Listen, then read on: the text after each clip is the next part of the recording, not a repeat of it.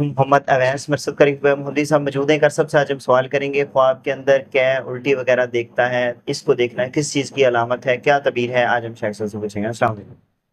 وعلیکم السلام. گناہ غصہ اندر سے نکلنے کی طرف اشارہ ہے، روحانی سکون ملنے کی طرف اشارہ ہے اگر انسان کو خواب میں الٹی آتی ہے. اسی طرح اگر کے ساتھ تکلیف ہو تو حرام مال حرام دولت کی طرف اشارہ ہے یا گناہوں کی طرف اشارہ ہے کہ یہ بندہ گناہ گار ہے.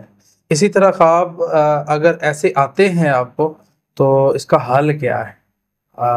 استغفر اللہ، اللہ سے معافی زیادہ مانگنی چاہیے، کیونکہ ایسے خواب گناہ گار آدمی کو آتے ہیں جو سیدھے رستے کی طرف آنا چاہتا ہے. سچے دل سے توبہ کرنی چاہیے، صبح و شام کے اذکار کرنی چاہیے، اور اسی طرح دل کی صفائی کے لیے 2 رکعتیں پڑھ کے اللہ سے دعا کرنی چاہیے، جسے صلاۃ الحاجہ کہتے ہیں.